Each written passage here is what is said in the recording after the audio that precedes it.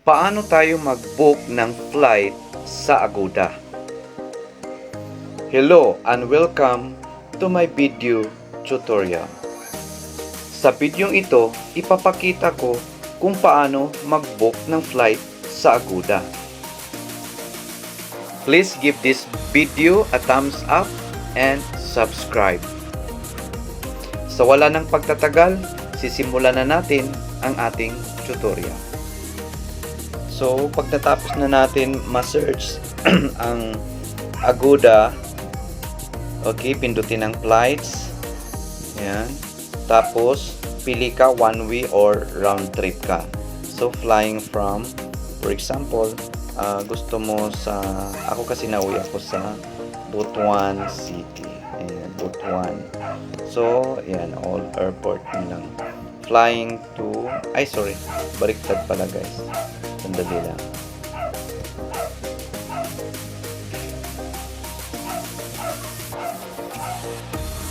Ayan. Flights lang pala. Ayan. Okay, simulan natin. Pindutin mo yung flights. Tapos pili ka one way or round trip ka. Okay, so flying from Manila. Ayan. Type mo yun, Manila. Pagkatapos, flying to, ako kasi nauwi sa Butuan. Ayan, Butuan Airport. Ayan. Tapos, departure and return. Pili ka dyan, anong date ang gusto mo. So, kadalasan nauwi po ako doon ay October sa birthday po ng aking inay. So, dito po ako sa May 22 po ang birthday ng nanay. So, 21 kasi 22 birthday, so may 1 day allowance. So ibubook ko siya. Tapos ang okay, tapos yung return ko ay October, ilagay ko dyan October 31 ang return flight. Yan. So yan na po yun guys. So ngayon pipili ka lang po dyan, search flight or search flight plus hotel. Depende po yan sa kung saan ang area gusto mo.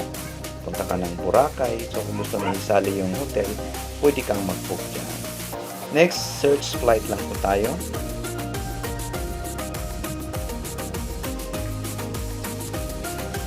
Ayan, acquiring the best price. So nakahanap pa talaga siya ng magandang presyo. Ayan. Okay. For example guys, ito na napili mo, yung 4,521 Cebu Pacific. Okay, pindutin mo lang yan. Pagkatapos nyan, ayan.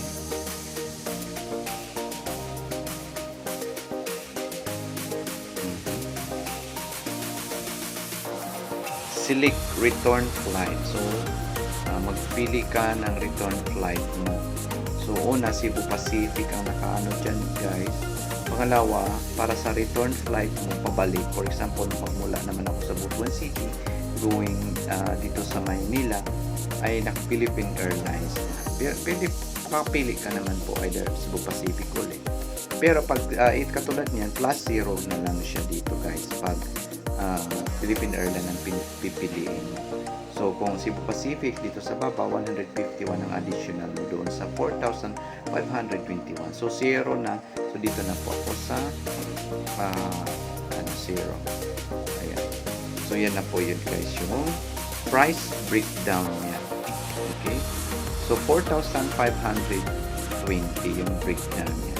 So, yan na po yan. So, select trip. Ayan. Select mo lang yung trip na yan. Yan, nandiyan naman yung details ng lahat. Okay?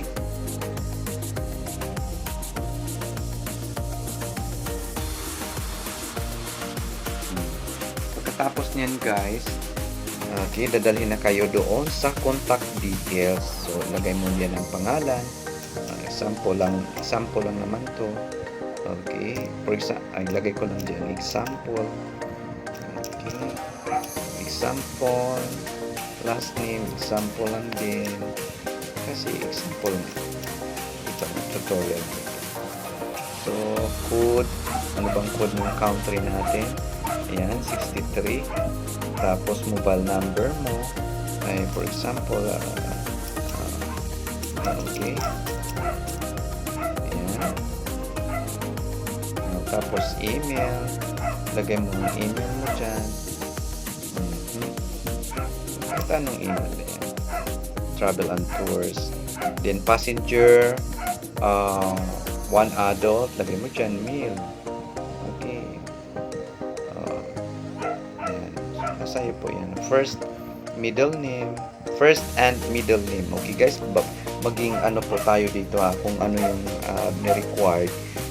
Dapat yun ang sundin natin. Kasi kung maiba doon sa ID natin at saka dito, komplikado po yan guys. Magagastosan tayo nitong mismong that date na sa ating flight. Okay, first and middle name, lagay mo dyan. Okay, for example ulit. Okay, save ang first name and middle name mo. Okay. Middle name mo, for example. Okay, sample lang naman po. Tapos, okay, last name. Example. Okay. Date of birth. Pili ka lang dyan. Tapos, seat. Ganyan. Nationality.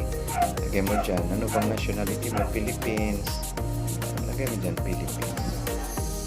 Okay? Ayan. Tapos, continue to add-ons. Kung mayroon tayong idadagdag na add-ons. Ano ba yung mga add-ons dito? Okay? Add-ons, sabi dyan, would you like to ensure your trip protection travel wherever you go? Ayan, kung gusto mo na insured ka, in case na anong mangyari sa sinasakyan mong flight or ng airplane, okay? So, kung gusto mo i-avail ito, magkano lang naman to? 316.40 lang. So, ipipindutin mo lang yung button dyan kung gusto mo. Pero pag hindi naman, no.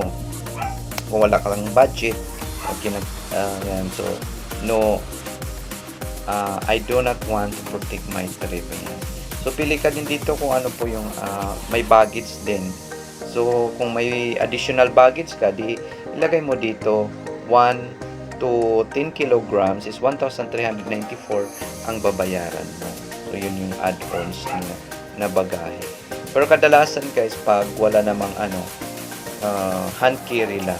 Okay? Kung wala ka ng yung free lang ng airlines lagi ay 7 kilos lang. Okay? So, yan po. Okay? So, kung may inter-promotion code, ayan. So, type nyo lang din yan. Okay? Kung tapos na guys, continue payment.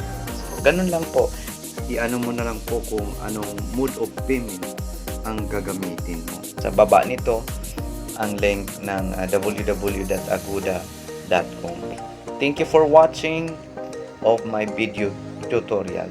Don't forget to like, share, and subscribe. Thank you. God bless us all.